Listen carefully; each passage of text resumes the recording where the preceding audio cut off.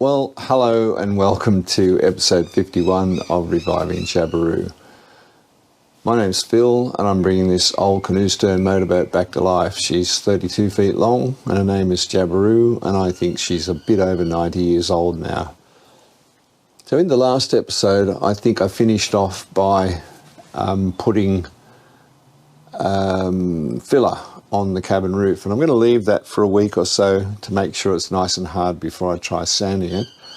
So I'm going to go on to other things. Now, one of the things that I've been thinking about is whether this should be a lock-up boat or not, and I've decided that it will be a lock-up boat. So it'll have a removable bulkhead in the back. So I'll try and explain that to you now, and I think you'll be able to see it. But I put in an extra deck beam, which is just being held in by this prop, and it's going from side to side on these beams, which strengthen the cabin sides, so they don't become a bit bulgy or anything. So what I'm doing is I'm making up a filler piece, which will come up to about the top of these pieces that I've fitted on the side. These are vertical and parallel, and I think they're about 1570 wide. So in between those two there will be a window with two panes of glass and a central pillar, and it will be hinged against the bottom of the filler piece underneath this deck beam, and it will come all the way down to the engine box. But at the sides of the engine box it has to come up this high, because I'm having two bunks in the cockpit, and it would be nice on warm nights to sleep outside. So the distance between the coaming at the back of the cockpit and this bulkhead is about maybe 250 short of what a bed should be. So I'm going to stop the bunks, or seats as you'd call them, at about this point, and have a removable filler piece 250 millimeters long, which will go past the bulkhead. So when you look at the height of the I'll get this box. When you look at the height of the seat, which will be about the same height as this box, be about 300 millimeters to have a cushion, and so that your feet can go under there inside the cabin. Am I making myself plain here or not? I don't know. Anyway, to lock up the boat,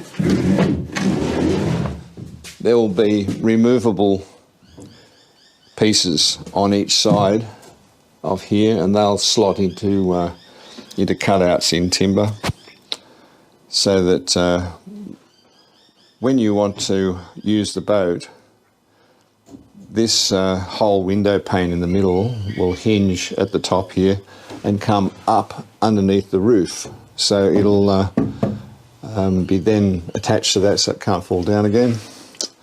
And you'll have the space between here and here and up to here open all the way through the boat, so it'll be nice and airy. So I think that's a good outcome, and it'll also allow us to use the bunks, the seats on either sides as bunks if we want to. Now when the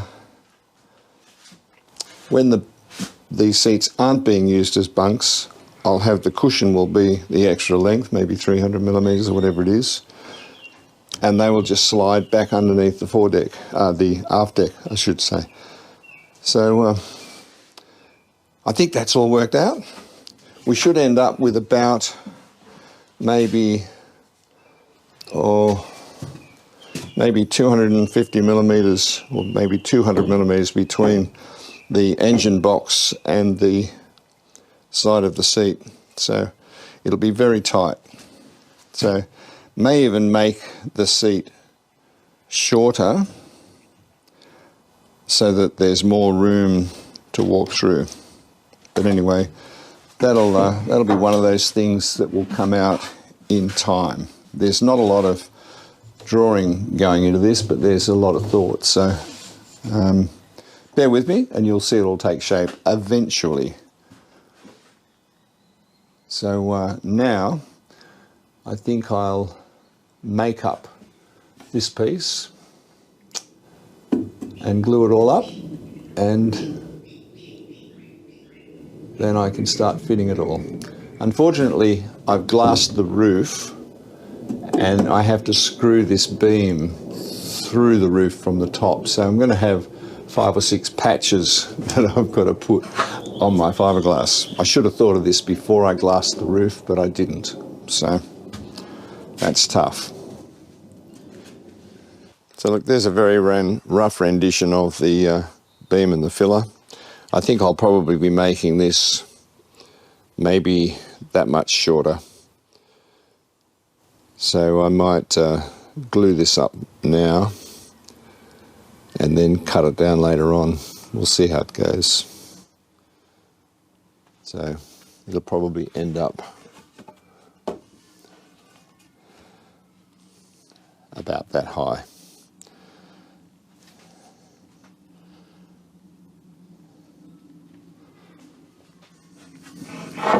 And I'll finish these deck beams with the same chamfer, this deck beam with the same chamfer as the other deck beams.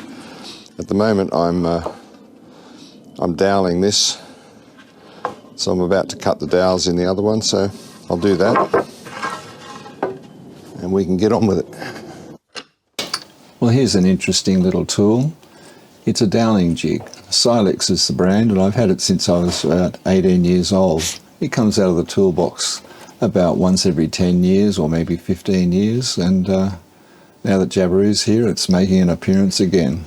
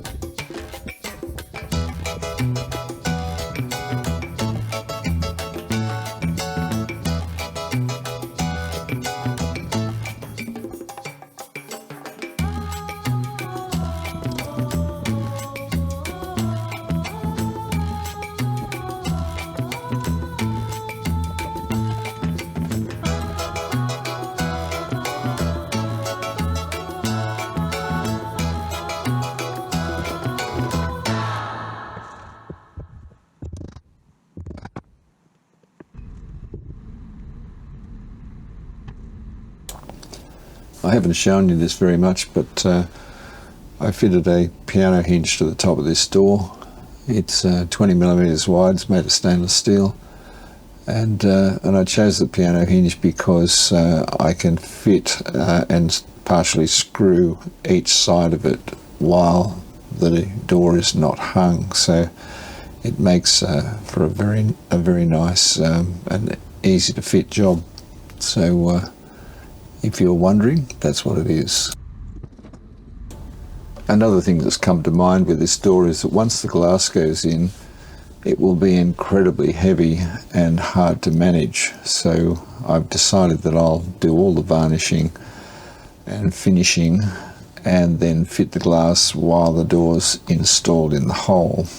And that'll be done at a point where I never have to take it out again. So it could be a very difficult job to move once we have that glass in it.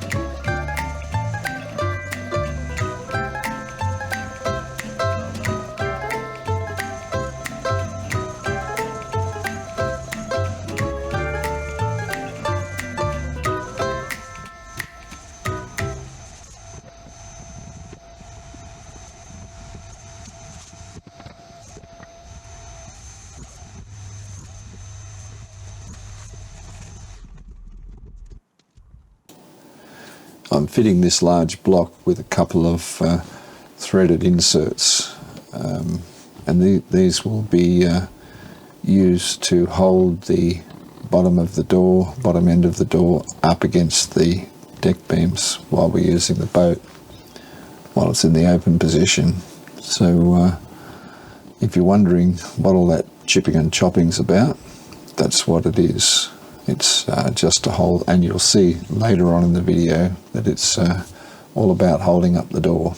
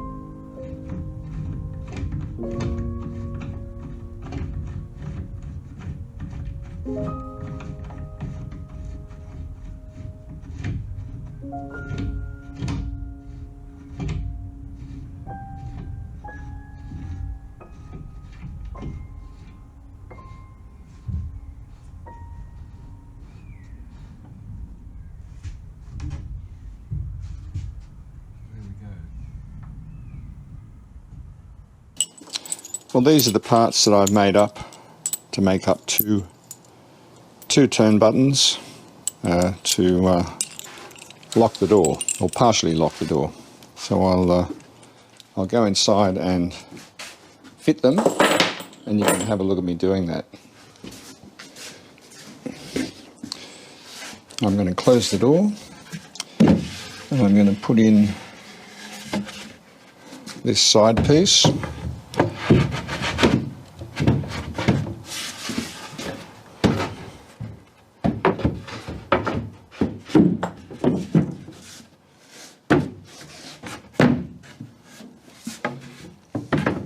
It'll have to be loosened up a little bit as time goes by.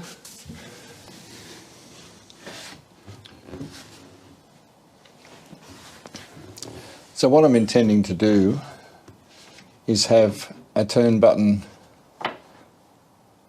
that will sit about there, and another one that will sit down here. Now the idea of that is this side to get in has to move out towards me here, and then when it goes into place it sits there. So those two turn buttons here will hold in the side of that and the side of that. So that'll take care of those. Now to hold the door closed, I'm going to have another turn button here. So that's what I'm going to put in now. So I'll start doing it.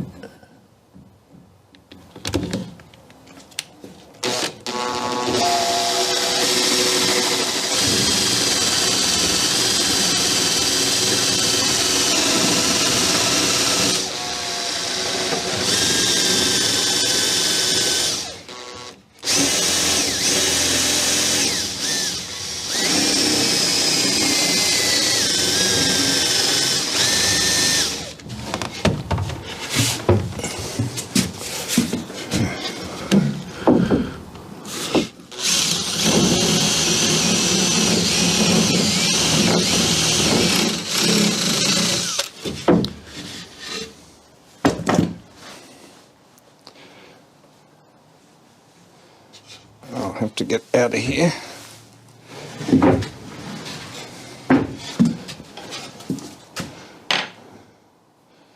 Right. I'm just going to tap in a piece of stainless steel tube so that this hole doesn't get worn.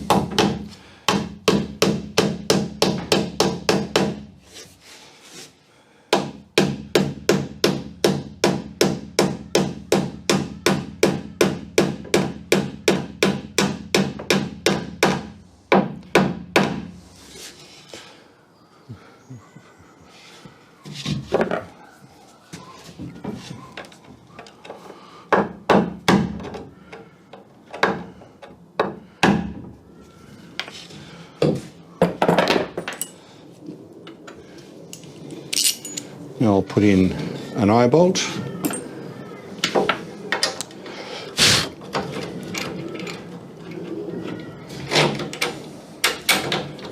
With a washer either side, and then a nut.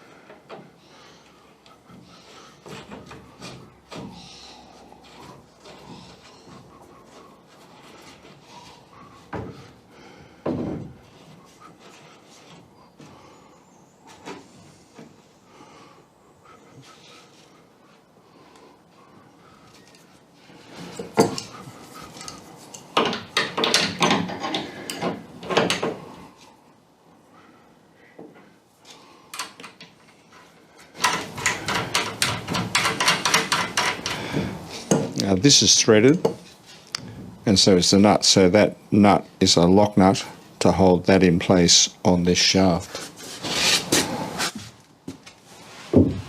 I'll just find a big shifter and I can lock it up.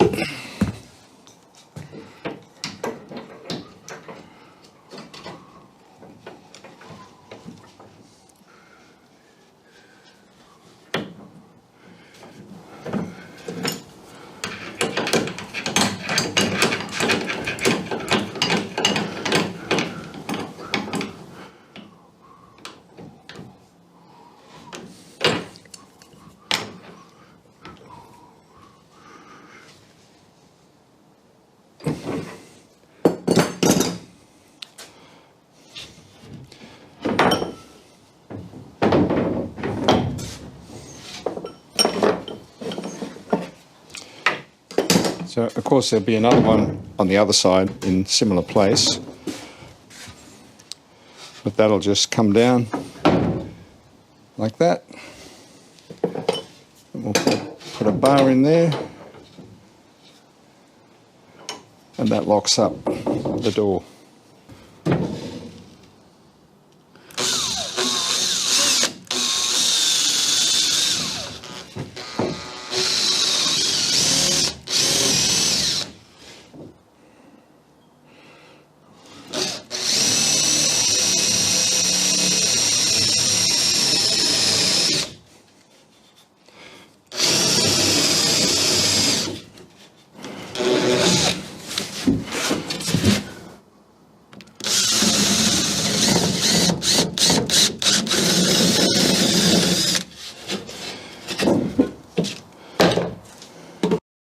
And I'll put that other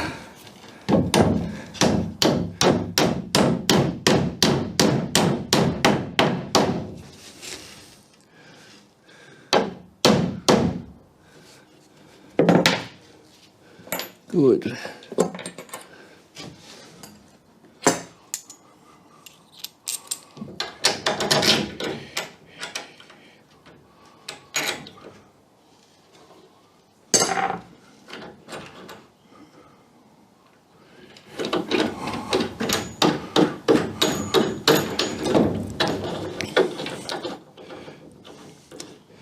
Eventually, when these are fitted permanently, they'll be Loctite on that nut so that it will revolve and stay, won't undo when we turn the turnbuckle.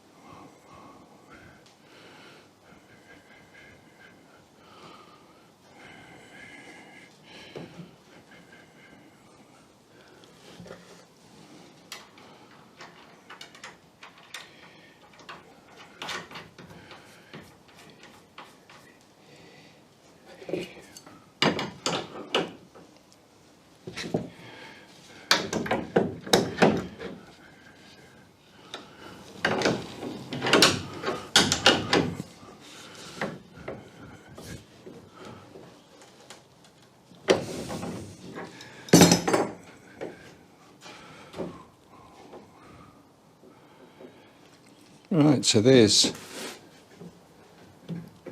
two turnbuckles.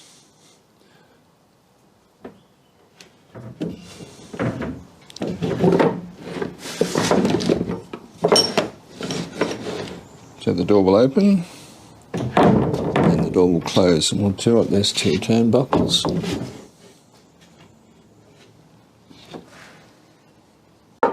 So once the turn buttons are fixed and holding against the plywood,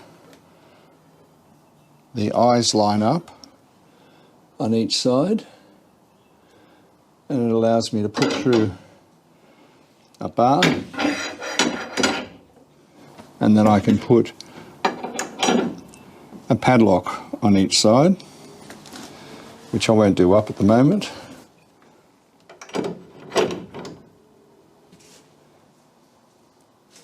So then that means that the door can't be opened easily. You'd have to wreck it to open it. So, and I guess if someone wants to get in, that's what they'll do. But at least that'll keep honest people out.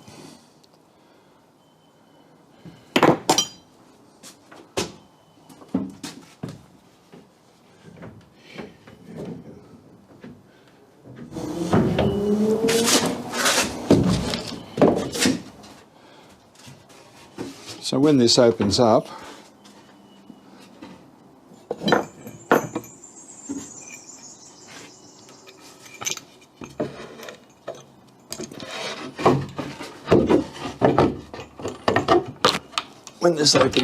we'll screw these in place.